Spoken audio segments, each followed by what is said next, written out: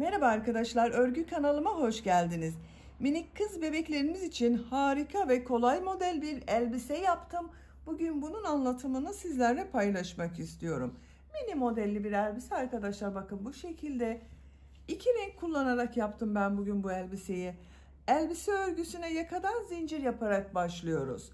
Arkadan düğmeli yaptım. Bak bu şekilde giydirip çıkarması kolay olsun diye bir tane düğme yaptım buraya. Roba bölümünü krem renkli yaptım. Modelli bölümü pembe renk ve krem renk ile karışık yaptım bakın. Bu elbise örgüsünde iplik olarak krem renkli iplik kullandım ve pembe renkli iplik kullandım. Ben bugün bu iplikleri kullandım arkadaşlar. Krem renk iplik olarak Alize Happy Baby Soft markalı bir iplik, bunu kullandım.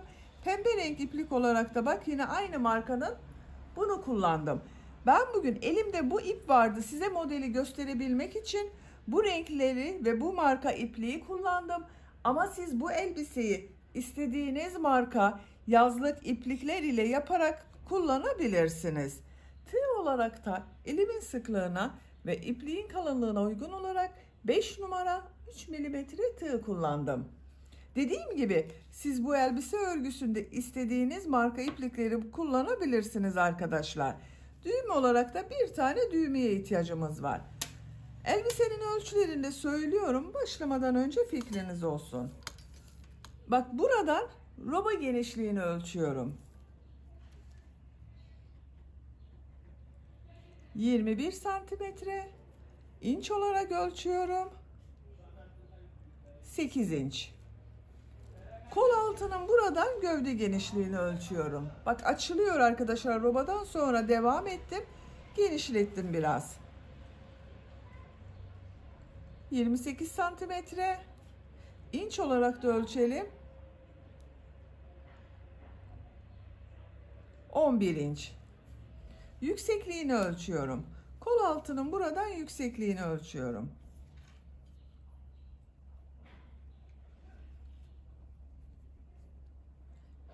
24 santimetre. İnç olarak da ölçüyorum. 9 inç.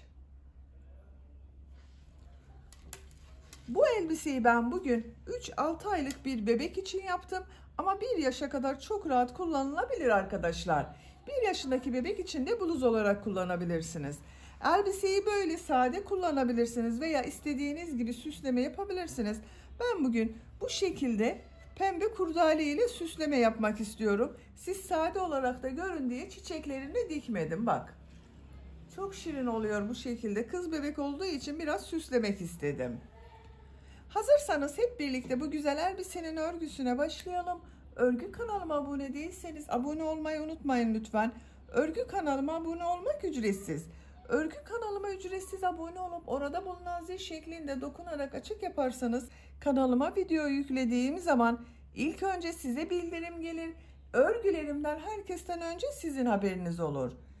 Hepinize kolay gelsin. İyi çalışmalar. Elbise örgüsünde ben bugün bu iki renkli ipliği kullanıyorum arkadaşlar. Alize Happy Baby Soft markalı bir iplik bakın. Kullandığım iplik üzerinde 100 gram iplikte 330 metre var.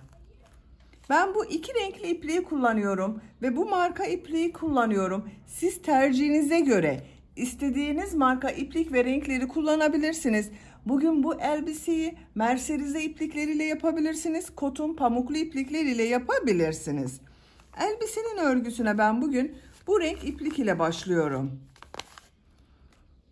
Yakadan başlıyoruz elbise örgüsüne.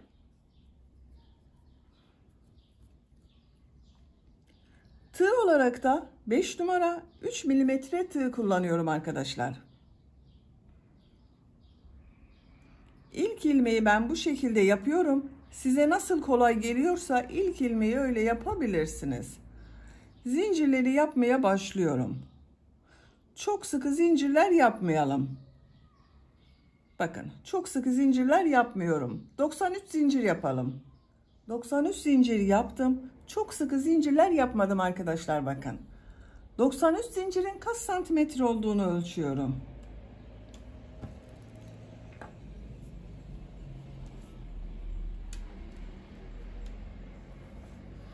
şekilde ölçüyorum. 37 santimetre zincir uzunluğu var. İnç olarak da ölçüyorum.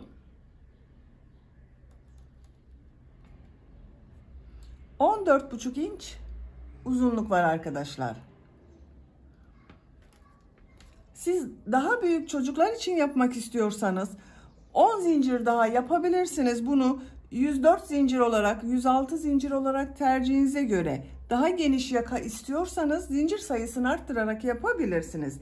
Benim elimin sıklığına göre 93 zincir 37 santimetre geldi. Bu sırada trabzanlar yapacağız. Trabzanlar yaparken arttırmalar da yapacağız. Tığ üzerine iplik alıyorum. 3 ilmek atlıyorum.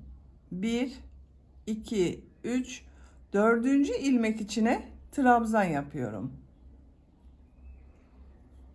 Bak bu 3 ilmek atladığımda bir trabzan. 1, 2, 3 trabzan oldu. Bak 1, 2, 3. 4. ilmeğe bak bunun içerisine arttırma trabzanı yapıyorum. Buraya 2 trabzan yapıyorum.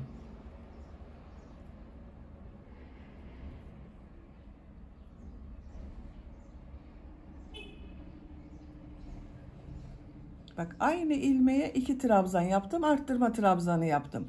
3 tek 1 çift, 3 tek 1 çift trabzan yapacağız bu sırada arkadaşlar.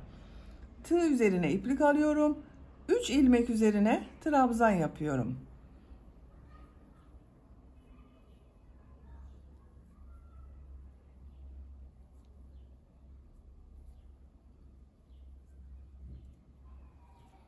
Üç trabzan yaptım. 4. ilmek üzerine 2 trabzan yapıyorum.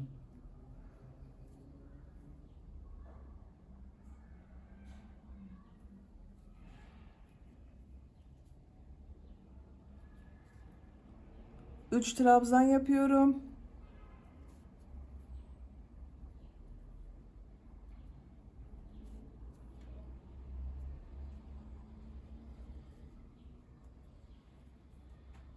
Üç tek trabzan yaptım. 4. ilmeğe 2 trabzan yapıyorum.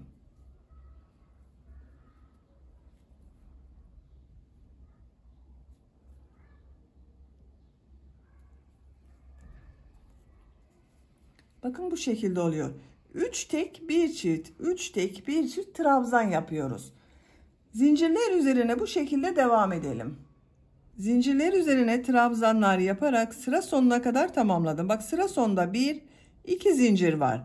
Bu 2 zincir üzerine birer defa trabzan yapıyorum.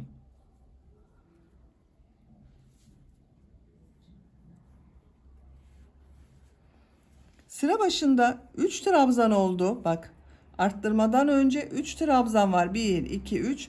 Sıra sonunda bu arttırma yaptığım bak bu ilmekten sonra 1, 2 trabzan var. Bir sırada kaç arttırma yaptığımı sayıyorum. 1, 2, 3, 4, 5, 6, 7, 8, 9, 10, 11, 12, 13, 14, 15, 16, 17, 18, 19, 20, 21, 22. 22 trabzan arttırması yaptım. 90 zincir üzerinde şu anda 112 trabzan var arkadaşlar. Birinci sırada bakın bu şekilde trabzan sırası yaptım. İkinci sıradayım. İkinci sırada yine trabzanlar yapacağız. Çarpı şeklinde trabzan yapacağız. Bir zincir yapıyorum. Örgüyü çeviriyorum. Bu ilk ilmek üzerine trabzan yapıyorum. Tığ üzerine iplik alıyorum. Bir ilmek atlıyorum. İkinci ilmek üzerine trabzan yapıyorum. Tığ üzerine iplik alıyorum. Atlama yaptığım bu ilmek üzerine dönerek bak trabzan yapıyorum.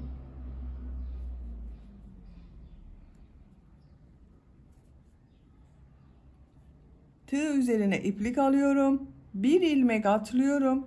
İkinci ilmek üzerine trabzan yapıyorum. Tığ üzerine iplik alıyorum. Atlama yaptım. Bak bu ilmeğe dönüyorum. Trabzan yapıyorum.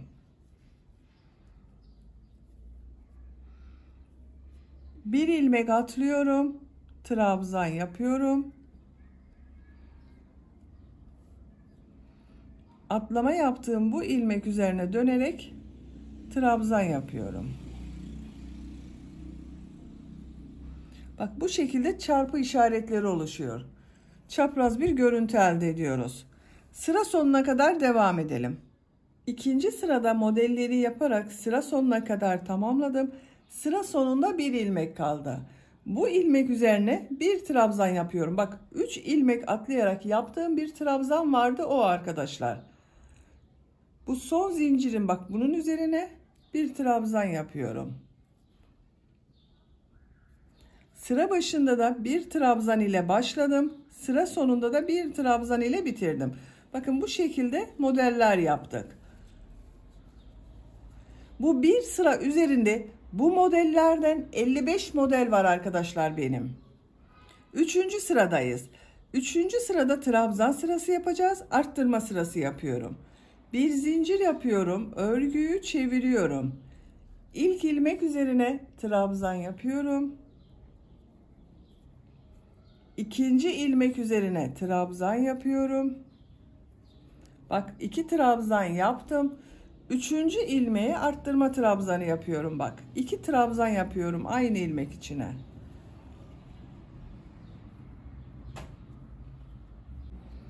Üç ilmek üzerine birer defa trabzan yapıyorum. 1 2 3 Dördüncü ilmeğe 2 trabzan yapıyorum.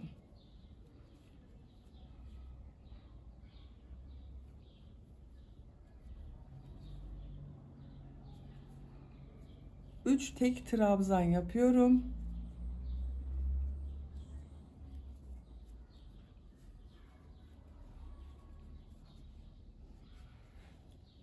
Aynı ilmeğe 2 trabzan yapıyorum. Bakın dördüncü arttırma trabzanı yapıyorum. Bu şekilde 3 tek bir çift, 3 tek bir çift trabzanlar yapıyoruz. Sıra sonuna kadar devam edelim. Sıra sonuna kadar tamamladım. Sıra sonunda bak 2 trabzan kaldı. Bu arttırmadan sonra 3 trabzan yaptım. 1 2 3. Bu dördüncü ilmeğe arttırma trabzanı yapıyorum.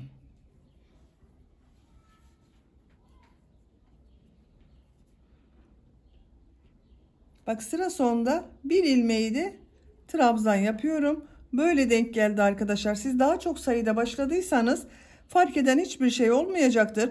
3 tek bir çift, 3 tek bir çift de yapabilirsiniz. Bakın.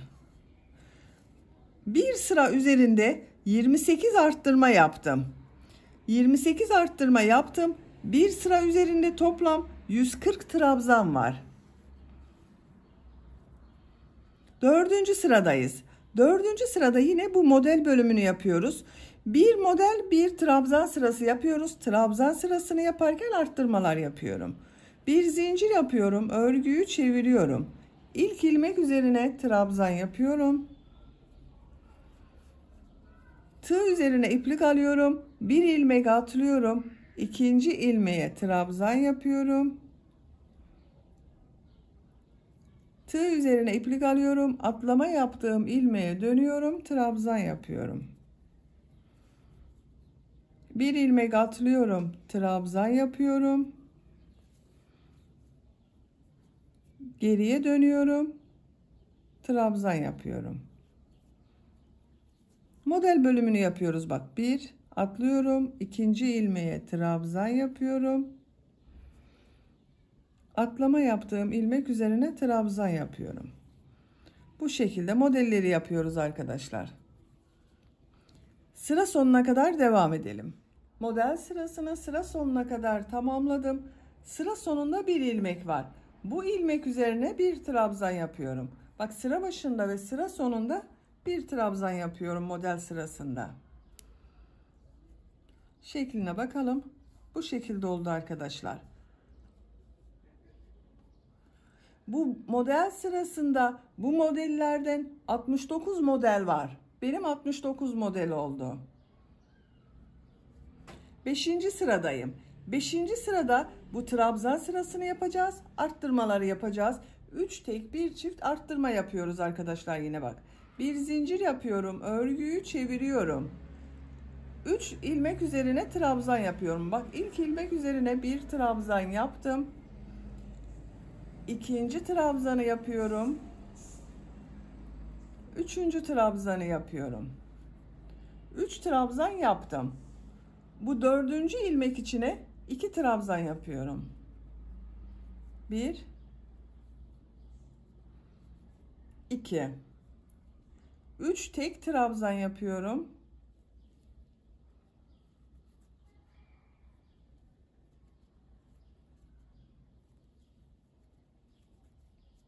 Dördüncü ilmeğe 2 trabzan yapıyorum.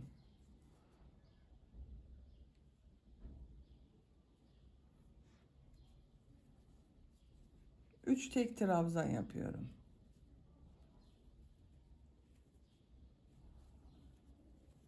Bak, 3 tek bir çift, 3 tek bir çift trabzan yaparak sıra sonuna kadar devam edelim. Bu sırada 3 tek bir çift, 3 tek bir çift yaparak bak sıra sonuna kadar tamamladım. Sıra sonunda bak burada çift yaptım. Bundan sonra 1 2 3 4 tek trabzan yaptım arkadaşlar. Bu şekilde denk geldi. 5. sırayı tamamladık. Şeklini görelim. Bakın, bu sırada arttırmalar yaptık dedim. Bir sıra üzerinde 34 arttırma yaptık arkadaşlar. 34 arttırmadan sonra bu bir sıra üzerinde benim toplam 174 trabzan var. 6. sıradayız. 6. sırada model yapacağız. Modelli bölüme geçmeden önce bu iki bölümü birleştiriyorum. Bak, bu şekilde tığ karşı bölüm düzgün gelmesine dikkat ediyorum. Bakın, bu şekilde yuvarlak yapıyoruz. İlk ilmeğe tığı takıyorum. İlmek kaydırma yaparak sırayı birleştiriyorum. Bak, bu şekilde oldu arkadaşlar. Model yapacağız. Bir zincir yapıyorum. Örgüyü çeviriyorum. Bak, örgünün ters tarafından yapmam gerekiyor. Onun için örgüyü çevirdim. Tığ üzerine iplik alıyorum. Bu ilk gördüğüm, bak, bu ilmek üzerine trabzan yapıyorum. Tığ üzerine iplik alıyorum. Bir ilmek atlıyorum. İkinci ilmeğe trabzan yapıyorum. Atlama yaptığım ilmeğe dönüş yaparak trabzan yapıyorum. Buralarda yaptığımız model gibi yapıyoruz bak.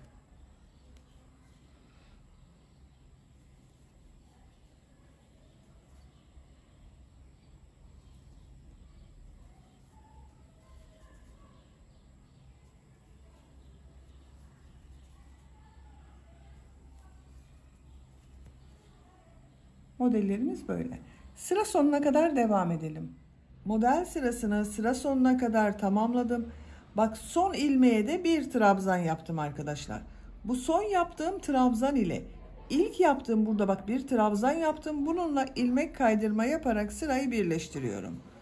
Bakın, sıra başında bir trabzan ile başladım. Sıra sonunda bir trabzan oldu. Bu renk ipliği burada kesiyorum.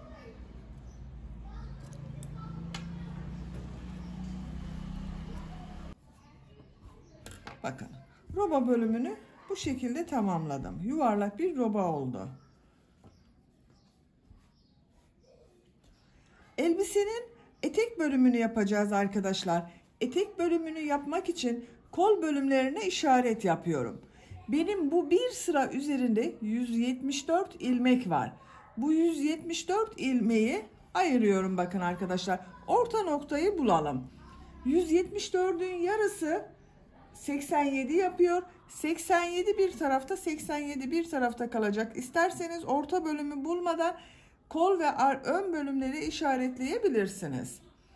Bak, sayıyorum. 2, 4, 6, 8, 10, 12, 14, 16, 18, 20, 22, 24, 26, 28, 30, 32, 34, 36, 38, 40, 42, 44, 46, 48, 50, 52, 54, 56, 58, 60, 62, 64, 66, 68, 70, 72, 74, 76, 78, 80, 82, 84, 86, 87. Bak 87. bu. Orta noktaya işaret takıyorum. Bak boşluğa takıyorum. 87 burada ilmek var. 87 burada ilmek var. Şimdi arka bölümleri işaret yapıyorum. Bak bu ilk trabzandan sayıyorum arkadaşlar. Bak sıra başında ve sıra sonunda bir trabzan vardı. Bundan sayıyorum. 1, 2, 3, 4, 5, 6, 7, 8, 9, 10, 11, 12, 13, 14, 15, 16, 17, 18, 19, 20, 21, 22, 23, 24, 25.'ye işaret yapıyorum. Diğer taraftan da sayıyorum. Bak buradan 1, 2, 3, 4, 5, 6, 7, 8, 9, 10, 11, 12, 13, 14, 15, 16, 17, 18, 19, 20, 21, 22, 23, 24, 25. 25.'ye işaret yapıyorum. Arka bölümleri işaretledik. Bak ön ortayı bulmuştum. Buradan sayıyorum bak. Ortadan 2, 4, 6, 8, 10, 12, 14, 16, 18, 20, 22, 24, 25.'ye işaret yapıyorum.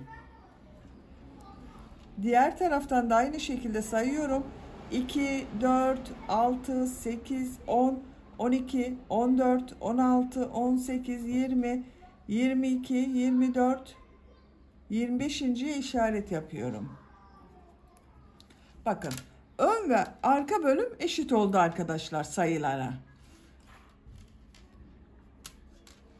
Bir kol bölümünde sayalım. Arada kaç ilmek kaldığını sayıyorum. Bak işaretten sonra 2, 4, 6, 8, 10, 12, 14, 16, 18, 20, 22, 24, 26, 28, 30, 32, 34, 36, 37 ilmek var. Kollarda 37 ilmek var boşlukta. Şimdi model bölümüne başlayacağız. Model bölümüne başlamak için bir sıra file yapıyorum. Bu işaret yaptığım yerlerden başlıyorum arkadaşlar gövde bölümünü. Ben bu renk pembe renk iplik kullanıyorum.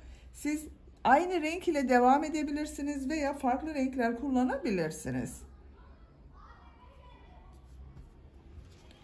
Ön bölümün örgüsünü yapalım ilk önce. Örgünün ters tarafından başlıyorum. Bakın. Burası örgünün ters tarafı. Bu sarı renk ile işaret yaptığım yerler burası orta noktası. Buradan başlamıyorum. Sarı renk ile işaret yaptığım ilmeklerden başlıyorum. Bak buradan başlıyorum. İplik bağlıyorum.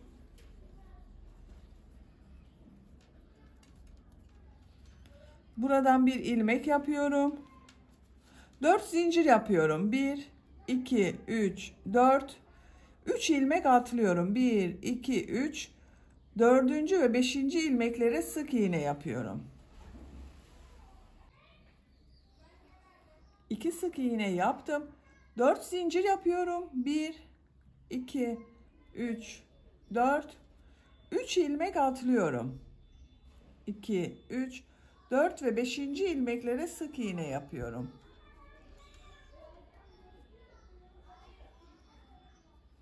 4 zincir yapıyorum.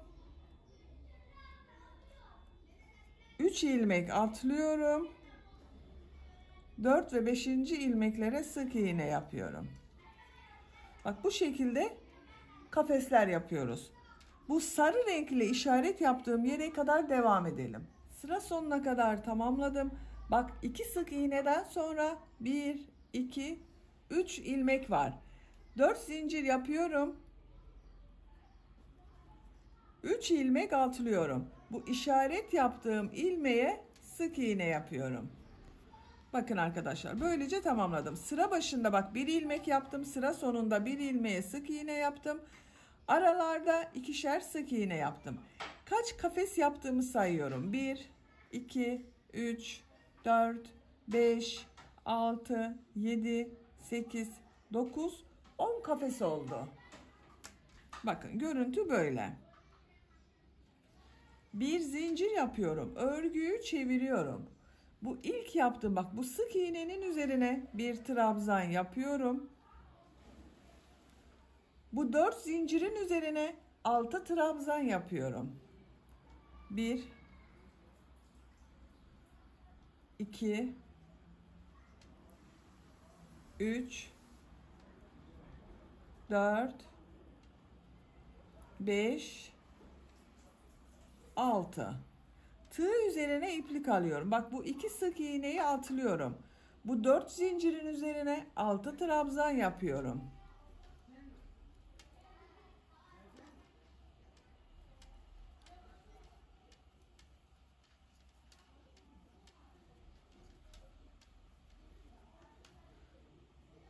Tığ üzerine iplik alıyorum. 2 sık iğneyi atlıyorum.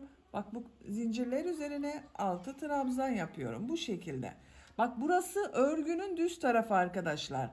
Düz taraftan bu trabzan sırasını yapıyorum. Sıra sonuna kadar devam edelim. Sıra sonuna kadar tamamladım. Bak bu son 4 zincir üzerine de 6 trabzan yaptım. Tığ üzerine iplik alıyorum. Bak bu model başladığım bu ilk ilmek üzerine bir trabzan yapıyorum. Bakın arkadaşlar bu şekilde oldu. Kaç model olduğunu tekrar sayıyorum. Bak 10 kafes vardı. 2, 4, 6, 8, 10 model oldu. Bir zincir yapıyorum. Örgüyü çeviriyorum. Tığ üzerine iplik alıyorum. Bu ilk ilmek üzerine bak trabzan yapıyorum. Tığ üzerine iplik alıyorum. Aynı ilmeğe bir trabzan daha yapıyorum. Arttırma trabzanı yapıyoruz. Bu kol altında biraz açılma yapsın diye arttırmalar yapıyorum arkadaşlar. Her iki tarafta da bu arttırmaları yapacağız. Bu sırada kafes sırası yapıyorum. Bir zincir yapıyorum. Tığ üzerine iplik alıyorum. Bir ilmek atlıyorum. İkinci ilmeğe trabzan yapıyorum. Bir zincir yapıyorum. Tığ üzerine iplik alıyorum. Bir ilmek atlıyorum. İkinci ilmeğe trabzan yapıyorum. Bir zincir, bir ilmek atla, bir trabzan, bir zincir, bir ilmek atla, bir trabzan. Bak bu şekilde küçük kafesler yapıyoruz. Sıra sonuna kadar devam edelim. Sıra sonuna kadar tamamladım. Sıra sonunda bak bir ilmek kaldı. Bir zincir yapıyorum. Tığ üzerine iplik alıyorum. Atlama yapmadan bu ilmek üzerine 2 trabzan yapıyorum. Kol altında arttırma trabzanı arkadaşlar bunlar. Bak. Sıra başında da bir ilmeğe 2 trabzan yaptım. Sıra sonunda da bak bir ilmeğe 2 trabzan yaptım. Kaç kafes yaptığımı sayıyorum. 2, 4, 6, 8, 10, 12, 14, 16, 18, 20, 22, 24, 26, 28, 30, 31 kafes var. Şimdi model yerleştirmeye başlıyoruz. Minik badem modelleri yapıyorum arkadaşlar. Bak bir zincir yapıyorum. Örgüyü çeviriyorum. Arttırma olması için bu ilk ilmek üzerine model yapıyorum. Tığ üzerine iplik alıyorum. Bak bu ilmekten trabzan yapıyor gibi çektim. İlmek alıyorum. 2 ilmekten çıkardım. Bunu bekletiyorum. Tığ üzerine iplik alıyorum. Aynı ilmekten bak tekrar trabzan yapıyor gibi yaptım. 2 ilmekten çıkardım. Tığ üzerinde 3 ilmek var. 3'ün içinden bir defa da çekiyorum. 2 zincir yapıyorum. Tığ üzerine iplik alıyorum. Aynı ilmeğe bir badem modeli daha yapıyorum bak. Elimi takip ederseniz daha iyi anlaşılır. 3 ilmek var. 3'ün içinden bir defa da çekiyorum. Tığ üzerine iplik alıyorum. Bak bu kafesi atlıyorum. Bu kafes üzerine burada yaptığım modelin aynısını yapıyorum.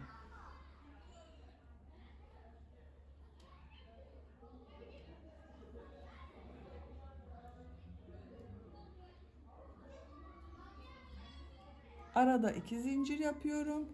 Aynı kafes içine model yapıyorum.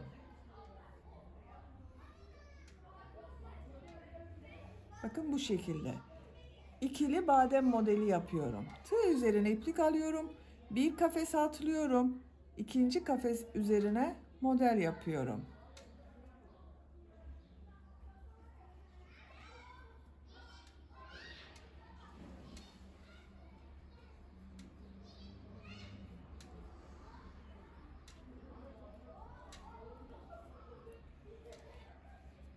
Bak bir kafes atlıyorum. İkinci kafes üzerine model yapıyorum. Bu şekilde bak. Model böyle arkadaşlar. Elbisenin örgüsü bu modeli yaparak devam edecek artık. Sıra sonuna kadar devam edelim. Modelleri sıra sonuna kadar yaptım. Sıra sonunda bak bir kafes var. Burada da 2 trabzan var. Tığ üzerine iplik alıyorum. Bu bir kafesi atlıyorum. Bu 2 trabzan ortasına model yapıyorum.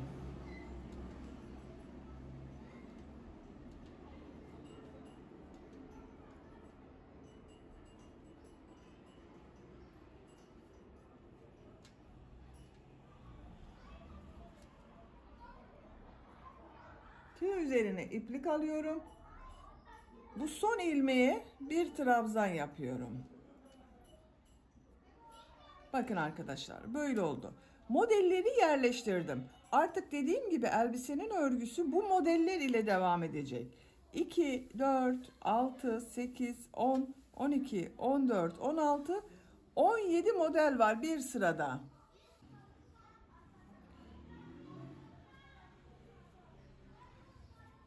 Sıra sonunda bak bir zincir yapıyorum. Örgüyü çeviriyorum. Tığ üzerine iplik alıyorum. Bu ilk ilmek üzerine bak. Bir trabzan yaptım. Bunun üzerine 2 trabzan yapıyorum. Bir de arttırma trabzanı yapıyorum. 2. Tığ üzerine iplik alıyorum. Bu model ortasında yaptığım 2 zincir üzerine model yapıyorum.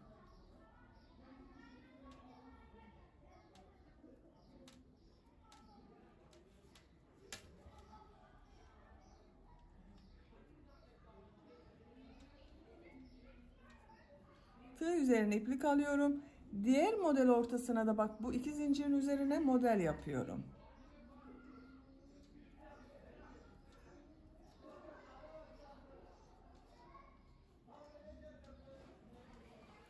Bu şekilde arkadaşlar. Bak arttırma yaptığımız için kol altının görüntüsü böyle görünüyor. Sıra sonuna kadar devam edelim. Sıra sonuna kadar modelleri yaptım. Bak son modelin üzerine de bir model yaptım. Tığ üzerine iplik alıyorum. Bak bu ilk model sırası başladım. Burada ilmek üzerine 2 trabzan yapıyorum.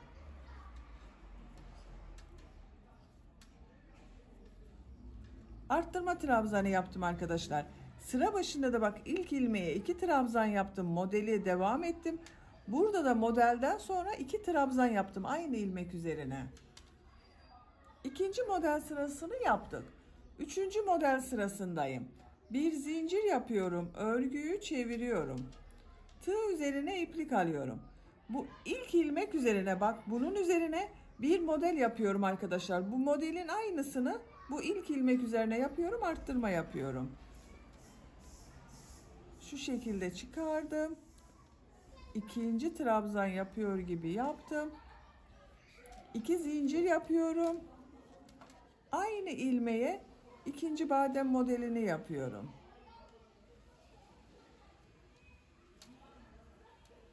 Tığ üzerine iplik alıyorum. Bak model ortasına model yapıyorum.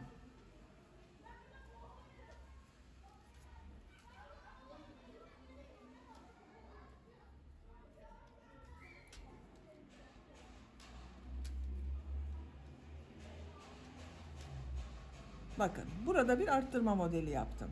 Görüntüsü böyle. Sıra sonuna kadar devam edelim. Modelleri yaparak sıra sonuna kadar tamamladım. Bak görüntüsü böyle oldu. 3 sıra oldu bak. 1, 2, 3 sıra bu modelden yaptım.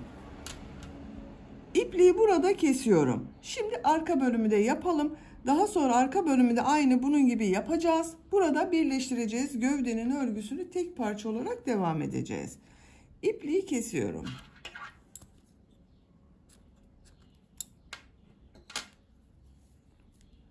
Bakın. Arka bölümden başlıyorum şimdi. Bunun aynısını yapacağız arkadaşlar arka bölüme de. Bak arka bölümü sarı renk işaret iğneleriyle işaret yapmıştım. Bununla aynı sayıda. Yine bak örgünün ters tarafından yapıyorum. Bak örgünün burası ters tarafı. Buradan takip ediyorum arkadaşlar örgünün düzünü tersini bak. Burası düz tarafı. Burası ters tarafı. Şu işaret iğnesi yaptığım yerden ipliği bir defa bağlıyorum. Bağladığımız zaman daha sağlam oluyor. Şu şekilde bak ilmek yaptım.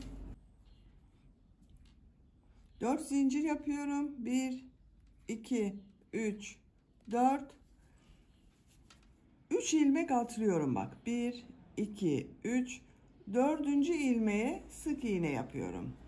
2 sık iğne yapıyorum. Bak diğer ilmek üzerine de sık iğne yapıyorum. Buraya 2 sık iğne yaptım. Bak 2 ilmek üzerine 2 sık iğne yaptım. 4 zincir yapıyorum. 1 2 3 4 3 ilmek atlıyorum. 1 2 3 4 ve 5. ilmeklere sık iğne yapıyorum. 4 zincir yapıyorum. 2 3 4 3 ilmek atlıyorum. 2 sık iğne yapıyorum.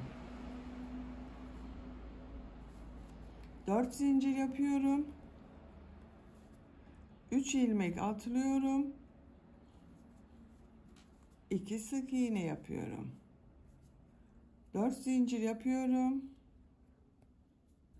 1 2 3 ilmek atlıyorum. Bak burada birleştirme yaptığım yerde 2 trabzan var. Burayı 2 sık iğne yapıyorum bak. 1 2 4 zincir yapıyorum. 3 ilmek atlıyorum. 2 sık iğne yapıyorum. 4 zincir 3 ilmek atlıyorum. 2 sık iğne yapıyorum.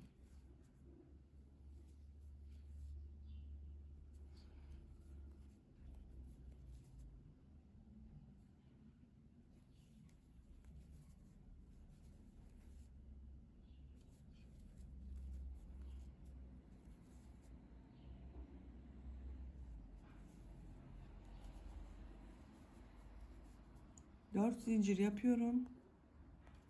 Bak burada 1 2 3 ilmek atlıyorum. Bu işaret yaptığım ilmeğe bir sık iğne yapıyorum.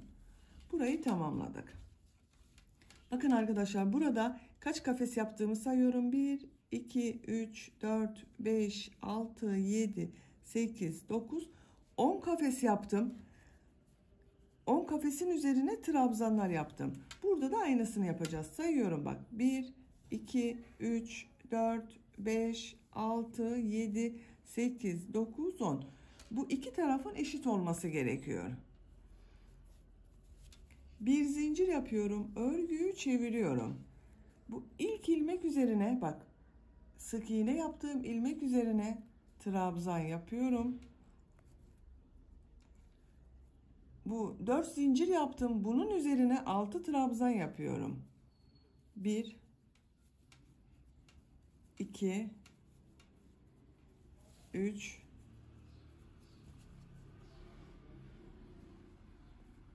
4 5 6 zincir üzerine 6 trabzanı yaptım. Tığ üzerine iplik alıyorum. Diye bak bu zincirler üzerine de 6 trabzan yapıyorum.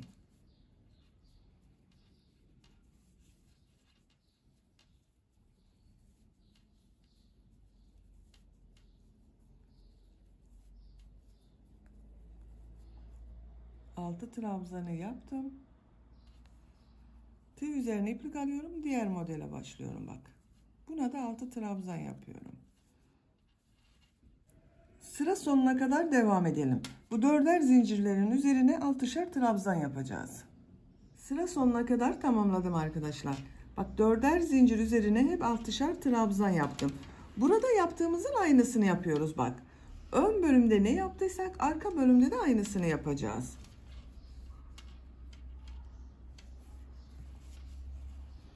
Bak buraya bir trabzan yapıyorum. 6 trabzandan sonra bak sıra sonunda bir trabzan yaptım. Sıra başında da bir trabzan yaptım. 1, 2, 3, 4, 5, 6, 7, 8, 9, 10 model oldu bak. Bir zincir yapıyorum. Örgüyü çeviriyorum. Bu ilk ilmek üzerine bir trabzan yapıyorum. Tığ üzerine iplik alıyorum. Aynı ilmek içine bir de arttırma trabzanı yapıyorum. Bu şekli elde edebilmek için bakın arttırma trabzanı yapıyorum yanlardan. Bir zincir yapıyorum. Bir ilmek atlıyorum. İkinci ilmeğe trabzan yapıyorum. Bir zincir yapıyorum. Bir ilmek atlıyorum. İkinci ilmeğe trabzan yapıyorum. Burada yaptığımızın aynısını arkadaşlar bak. Burada da bir zincir bir trabzan, bir zincir bir trabzan şeklinde kafesler yaptım. Bir zincir, bir ilmek atla, bir trabzan yapıyorum. Bir zincir, bir ilmek atla, bir trabzan yapıyorum.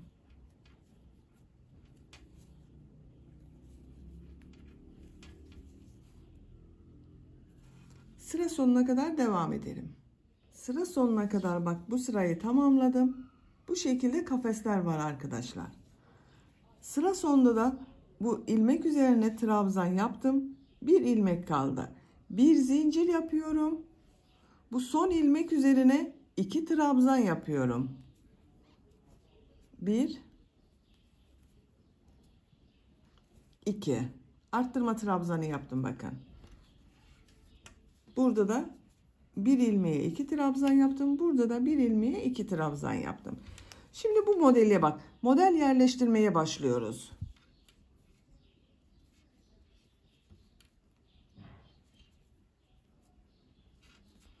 Bir zincir yapıyorum. Örgüyü çeviriyorum.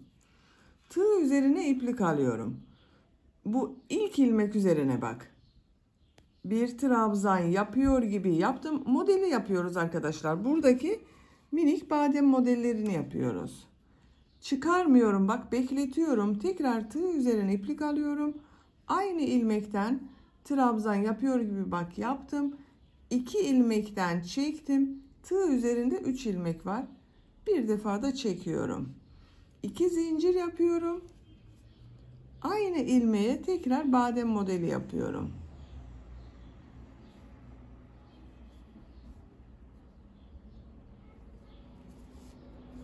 Bak bir modeli yaptım. Tığ üzerine iplik alıyorum. Bu kafesi atlıyorum bak. Bunu atlıyorum. Bu kafes üzerine model yapıyorum.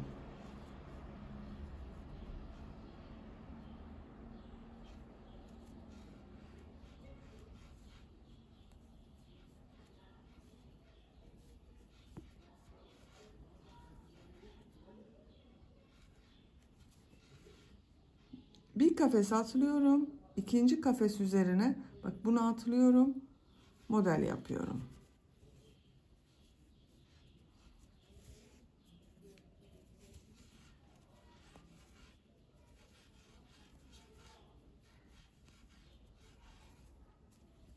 Bu şekilde bak modelleri yerleştirdik. Sıra sonuna kadar devam edelim. Modelleri yaparak sıra sonuna kadar yaptım. Bak burada bir kafes kaldı. Bu kafesi atlıyorum. Burada 2 trabzan yapmıştım. Bak bunun ortasına model yapıyorum arkadaşlar.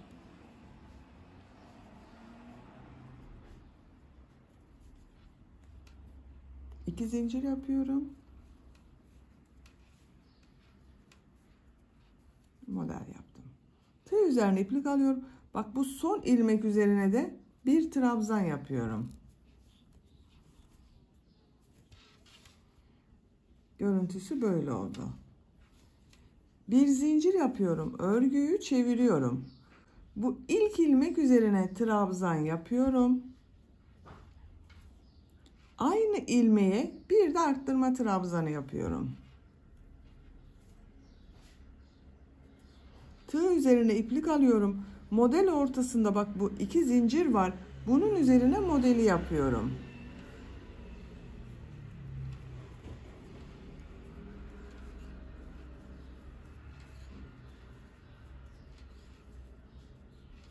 Tığ üzerine iplik alıyorum. Diğer modele başlıyorum.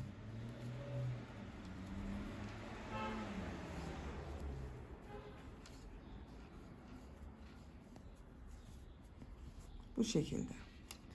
Sıra sonuna kadar devam edelim. Modelleri yaparak sıra sonuna kadar tamamladım. Tığ üzerine iplik alıyorum. Bu son ilmek üzerine 2 trabzan yapıyorum. Kenarlardan arttırmalara devam ediyorum. Bir zincir yapıyorum. Örgüyü çeviriyorum. 3. model sırasındayım. Bak burada 1, 2, 3 model sırası yaptım. İpliği kestim. Burada da 3 sıra yapıyorum. Tığ üzerine iplik alıyorum. Bu bak ilk ilmek üzerine model yapıyorum. 2 zincir yapıyorum. Aynı ilmeğe model yapıyorum bak.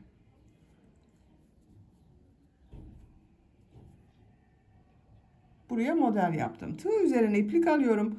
Model ortasında bulunan 2 zincir üzerine model yapıyorum. 2 zincir yapıyorum. Model yapıyorum. Bak modellere devam ediyorum. Diğer model ortasına da model yaparak devam ediyorum arkadaşlar.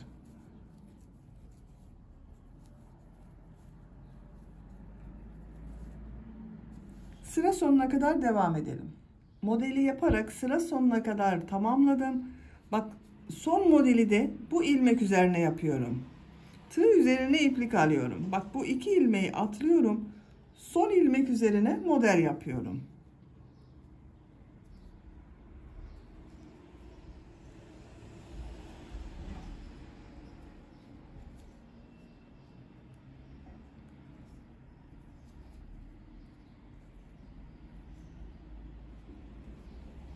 Bak son ilmeğe de model yaptım. 3 sıra yaptım arkadaş bak. 1, 2, 3. Ön bölümde de 3 sıra yaptım. Burada da aynı oldu bak. İki tarafta aynı şekilde oldu. Şimdi bunları birleştireceğiz. Örgüye artık tek parça olarak devam edeceğiz. Bir zincir yapıyorum. Diğer bölüm bak. Buranın bu ilk modeliyle birleştiriyorum. Şu şekilde bakın. İlk model ile şu ilmek ile birleştiriyorum. İlmek kaydırması yaparak birleştiriyorum bak. Tığı ilmeğe takıyorum. İplik aldım. Bunun içinden de çektim. Burayı birleştirdim. Bak burası kol altı oldu. Kol bölümünü yaptık arkadaşlar. Örgüyü çeviriyorum. Tek parça yapacağız ama örgüyü çevirerek öreceğiz arkadaşlar. Bak burasıyla görüntü farklılığı olmasın diye örgüyü çevirerek öreceğiz. Bir zincir yapıyorum. Örgüyü çeviriyorum. Tığ üzerine iplik alıyorum. Bak bu ilk ilmek. Bir zincir yaptım buraya. Bu zincirin üzerine model yapıyorum.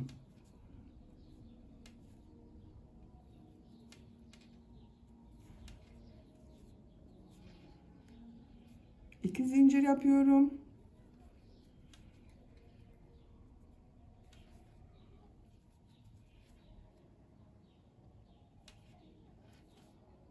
Tığ üzerine iplik alıyorum. Artık bu model üzerlerine model yaparak devam ediyorum. Bak iki zincirlerin üzerine yapıyorum.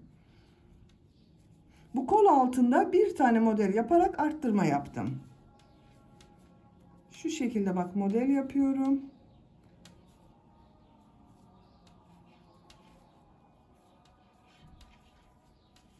Diğer modele geçiyorum. Model yaparak devam ediyorum. Modeller değişmiyor. Aynı şekilde yapacağız arkadaşlar. Bakın. Modelleri yapıyoruz. Bu sıra sonuna kadar devam edelim. Modelleri yaparak bakın buraya kadar tamamladım arkadaşlar. Son modeli yapmadım. Burayı birleştireceğiz. Diğer tarafı bir zincir ile birleştirmiştim bakın. Burayı da birleştirelim, modele devam edeceğiz. Kestiğim iplik bak ucu burada duruyor. Bununla birleştirebiliriz burayı. Bakın şu şekilde. Şu ilmeğe tığ takıyorum. Diğer taraftan da bak şu ipliği kestiğim ilmek var. Buna tığ takıyorum. Şu şekilde. İpliği ilmek içinden çektim. Şöyle bak bir zincir yapıyorum. Bu ilmek içinden çıkarıyorum. Bak buraya da bir zincir yaptım. Şu şekilde burayı sağlamlaştırıyorum. İpliği çıkardım içinden. Bak burayı da birleştirdim. Modele bu şekilde devam edeceğiz. Bir önceki sırada bak bu ön bölümde kestiğim iplik ile arka bölümü birleştirdim. Tığ üzerine iplik alıyorum. Bak bu arka bölümde son model üzerine bak burası arka bölüm. Son model üzerine model yapıyorum.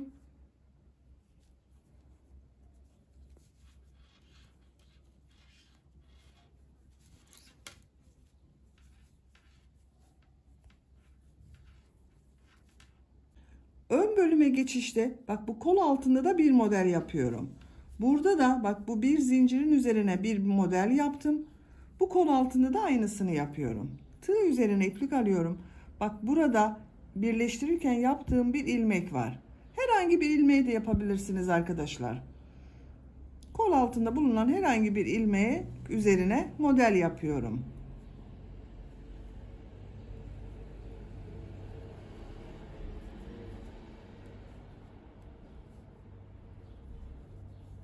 Bu arttırma modeli kol altı dar olsun istemiyorum bak. Buraya bir fazladan model yaptım. Ön bölümde bulunan bu model üzerine modeli yaparak devam ediyorum.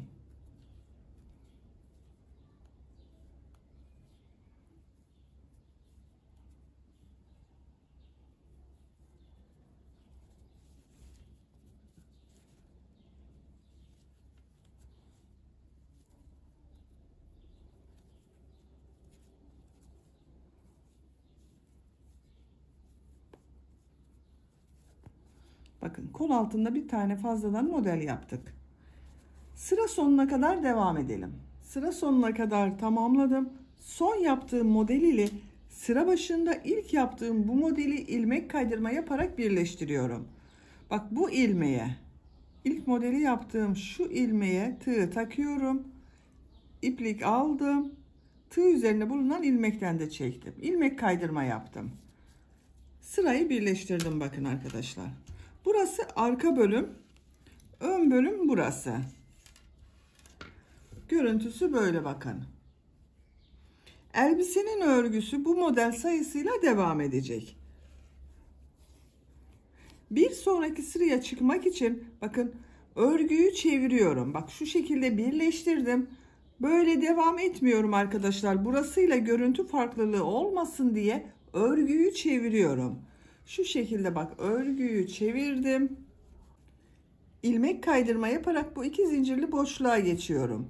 Bak bu ilmekten bir ilmek kaydırma yapıyorum. Zincir üzerine ilmek kaydırma yaptım. Bak iki zincirli boşluktayım. Model ortasındayım. Buraya model yapıyorum. Bir zincir yapıyorum. Trabzan yapıyor gibi bak ilmek aldım. Bir defa çıkardım, bekletiyorum. Diğer trabzan yapıyor gibi yaptım. Çıkardım. İki zincir yapıyorum. Aynı yere bir badem modeli daha yapıyorum. Bakın modeli aynı şekilde devam ediyoruz.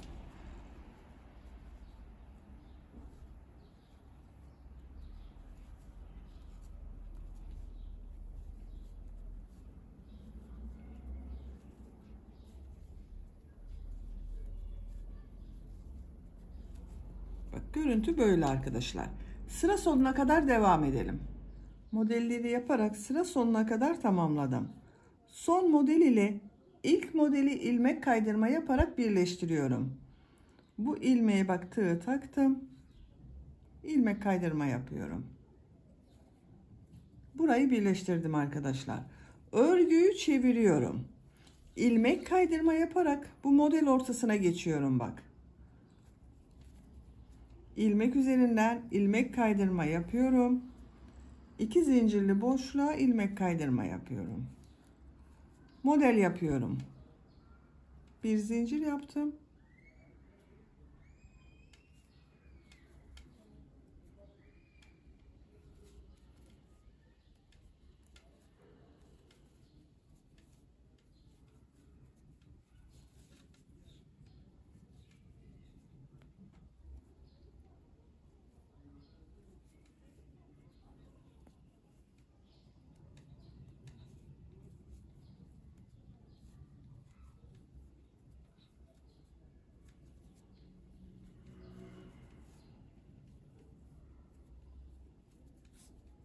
Bu şekilde. Elbisenin örgüsü bu şekilde devam edecek arkadaşlar. Tek renk yapabilirsiniz, rengarenk yapabilirsiniz. Bakın burada iplik rengi değiştirip başka renge geçiş yapabilirsiniz. Tercihinize göre renkli veya sade renkli olarak elbisenin yüksekliğini istediğiniz kadar tamamlayalım gelelim. Elbisenin etek örgüsünü model sıralarını tekrarlayarak yapacağım ölçüye kadar tamamladım. Kaç sıra yaptığımı sayıyorum. Bak buradan itibaren modeli yerleştirdiğim buradan itibaren sayıyorum. 1, 2, 3, 4, 5, 6, 7, 8, 9, 10, 11, 12, 13, 14, 15, 16, 17, 18, 19, 20. 20 sıra model sırası oldu. Ben bu ölçüyü yeterli görüyorum arkadaşlar. Siz isterseniz bu sıra sayısını devam edebilirsiniz. İstediğiniz kadar uzatabilirsiniz. 3-5 sıra daha devam edebilirsiniz. Santimetre olarak da ölçüyorum. Bak kol altının buradan ölçüyorum. Mini bir elbise yapıyorum ben bugün arkadaşlar. Bu yeterli benim için. 23 santimetre yükseklik var. İnç olarak ölçüyorum. 9 inç. Burada bitirmiyorum. Uç bölümde dilimli model yapıyorum. Model bölümünün örgüsünü tek renk yapmadım. Bakın burada kullandığım krem renkli iplik ile de model yaptım arkadaşlar. Bakın aralarda bu renk ipliği kullandım. İplikleri kesmedim. Bu ters taraftan bak iplikleri yürüterek devam ettim. En son pembe ipliği kestim. Krem renkli iplik ile uç bölümünü yapıyorum. Bak buradayım. Bir zincir yapıyorum. Sağlamlaştırdım. Burada tığ üzerine iplik alıyorum. Bu 2 zincirli boşluğa 6 trabzan yapıyorum. 6 yapabilirsiniz, 7 yapabilirsiniz.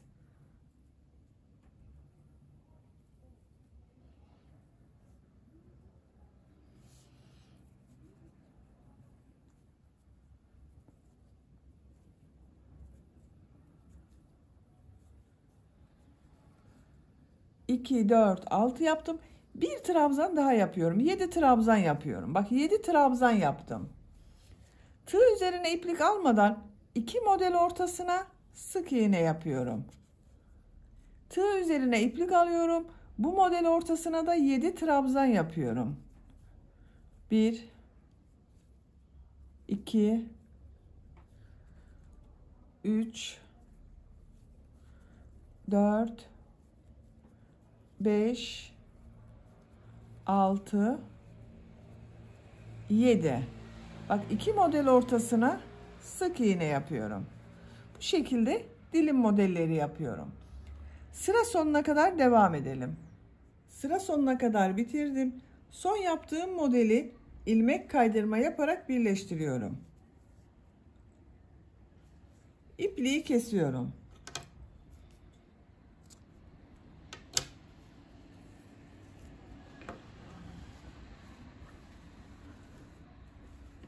Bakın arkadaşlar. Etek bölümünün görüntüsü böyle oldu. Dalga dalga oldu. Bakın 7 trabzan yaptığımız için etek bölümü dalgalı oldu. Şimdi yakasının çevresinden de sık iğne yapmak istiyorum ben. Pembe renk iplik kullanarak yapıyorum. Siz isterseniz hiçbir şey yapmadan bu şekilde de kullanabilirsiniz.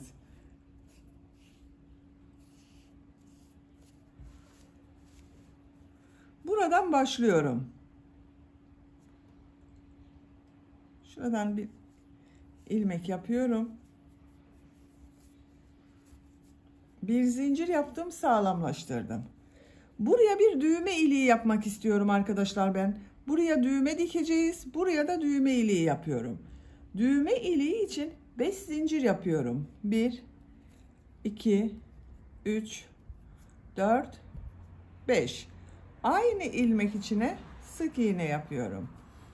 Bu zincir sayısı buraya dikeceğiniz düğmenin büyüklüğüne göre 7-8 de olabilir, daha az zincir de olabilir. Diğer ilmeklere birer defa sık iğne yapıyorum.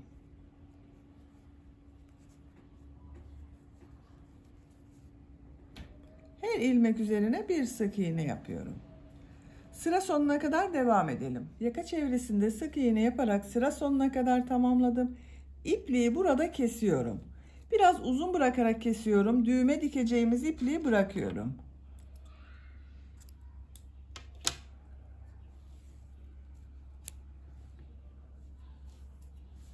Bakın, yakanın görüntüsü böyle oldu. Düğme iliğini buraya yaptık. Buraya da düğmesini dikeceğiz. Şu şekilde kullanacağız. Kol çevresinden de bakın ben bu şekilde pıtırcık modeli yaptım. Diğer kolun örgüsünü sizinle birlikte yapalım. Yine pembe renk iplik kullanıyorum. Bak şuradan iplik bağlantısı yapıyorum. Zincir yaptım, sağlamlaştırdım. Bu ilmek üzerine sık iğne yapıyorum. 2 zincir yapıyorum. Aynı ilmeğe sık iğne yapıyorum. Bir ilmek atlıyorum. İkinci ilmeğe bir sık iğne, 2 zincir, bir sık iğne yapıyorum. Bir ilmek atlıyorum. İkinci ilmeğe bir sık iğne, 2 zincir, bir sık iğne yapıyorum. Bak, bu şekilde pıtırcık modeli yapıyorum. Bak buraya kadar devam edelim. Kol çevresinde pıtırcık modeli yaparak sıra sonuna kadar tamamladım. Bakın sadece krem renkli yerde yaptım arkadaşlar. Pembe yerde devam etmedim. Siz isterseniz bu kol altından başlayıp kol altında bitirebilirsiniz. Bak son yaptığım pıtırcık modelini burada bulunan bu ilmek ile ilmek kaydırma yapıyorum. Burayı birleştiriyorum bak. Düzgün bir görüntü elde ettik. İplik kesiyorum.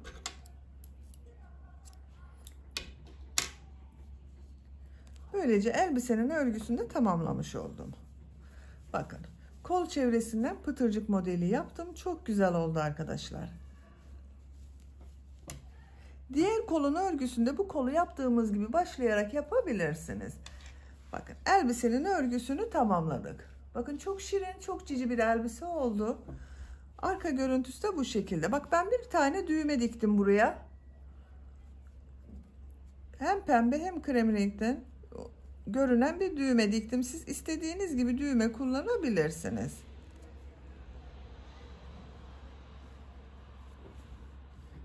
Bitmiş olarak size ölçülerini de söylüyorum. İlk önce kol altının buradan bak bu birleştirme yaptığımız yerden gövde genişliğini ölçüyorum. 28 santimetre. Bak robanın buradan gövde genişliğini ölçüyorum. 21 santimetre. İnç olarak ölçüyorum. 8 inç. Yüksekliğini ölçüyorum.